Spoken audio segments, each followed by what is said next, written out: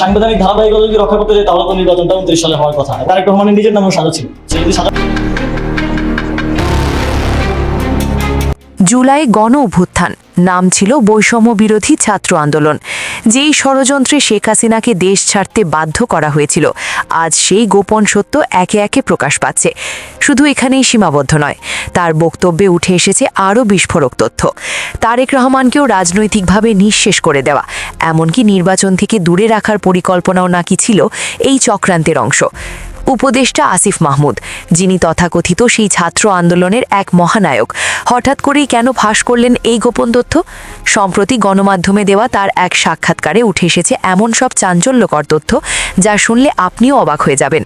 কিভাবে কোনো যুদ্ধ ছাড়াই একটি দেশকে ভেতর থেকে ধ্বংস করা যায়, তারই এক ভয়ঙ্কর নীল নকশা যেন প্রকাশ পেয়েছে। প্রিয় দর্শক, বিস্তারিত জানতে শেষ পর্যন্ত আমাদের সাথেই থাকুন। শুরুর দিকে আমাদেরকে বিভিন্ন শক্তিশালী ইনস্টিটিউশন, শক্তিশালী যাদেরকে আসলে ডিপ স্টেট বলা হয়, তাদের থেকে আমাদেরকে অফার করা হয়েছিল যে আপনারা শেখ হাসিনার যে মেয়াদ আছে 2029 সাল পর্যন্ত, সেটা শেষ করেন।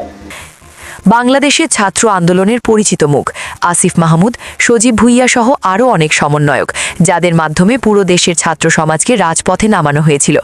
তখন বলা হয়েছিল এটি শুধুই বৈষম্য দূরীকরণের আন্দোলন। কিন্তু প্রশ্ন হচ্ছে, সবকিছু কি আসলেই এতটা সরল ছিল? শেষ পর্যন্ত টিকতে পারেননি শেখ হাসিনা, কিন্তু এই আন্দোলনের পেছনে কারা ছিল তা এখন ধীরে ধীরে স্পষ্ট হয়ে উঠছে। বাংলাদেশ জামায়াতে ইসলাম নিজেরাও স্বীকার করেছে তারা এই আন্দোলনে সক্রিয়ভাবে অংশগ্রহণ করেছিল। আর এখানেই উঠে আসে ডিপ স্টেট নামের সেই আলোচিত শব্দ। সম্প্রতি আসিফ মাহমুদের বক্তব্যে উঠে আসে এই ডিপ স্টেট শুধুমাত্র সরকার পরিবর্তনেই থেমে থাকেনি, বরং আরও বড় পরিকল্পনা ছিল তাদের। অভিযোগ অনুযায়ী তারা শুধু শেখ হাসিনাকে সরানো নয়, বরং বিএনপিকেও রাজনৈতিকভাবে দুর্বল রাখতে চেয়েছিল। এমনকি 2029 সাল পর্যন্ত অন্তর্বর্তীকালীন সরকারকে ক্ষমতায় রাখার একটি সুপরিকল্পিত রোডম্যাপও নাকি তৈরি করা হয়েছিল। আরও আশ্চর্যের বিষয়, যে কোনো সংকটময় পরিস্থিতিতে তারা সরকারের পাশে থাকবে এমন আশ্বাসও দেওয়া হয়েছিল বলে দাবি করা হচ্ছে।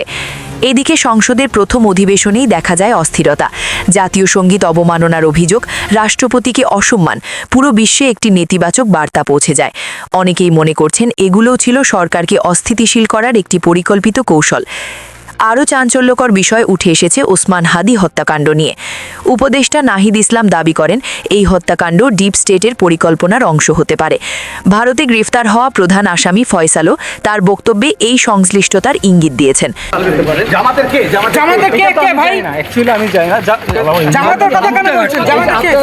প্রিয় দর্শক, সত্য কখনো চাপা থাকে না। সময়ের ব্যবধানে সবকিছুই এক সময় প্রকাশ পায়। এক সময় শেখ হাসিনা এটিকে ষড়যন্ত্র বলেছিলেন। আজ সেই কথাগুলোই কি ধীরে ধীরে সত্য হয়ে উঠছে? যাদের নেতৃত্বে আন্দোলনে নেমেছিল ছাত্র সমাজ, তারাই কি ছিল একটি বড় পরিকল্পনার অংশ? এখন প্রশ্ন, এই গণ অভ্যুত্থানই সত্যি একটি স্বতঃস্ফূর্ত আন্দোলন ছিল, নাকি এটি ছিল সুপরিকল্পিত একটি গভীর ষড়যন্ত্র?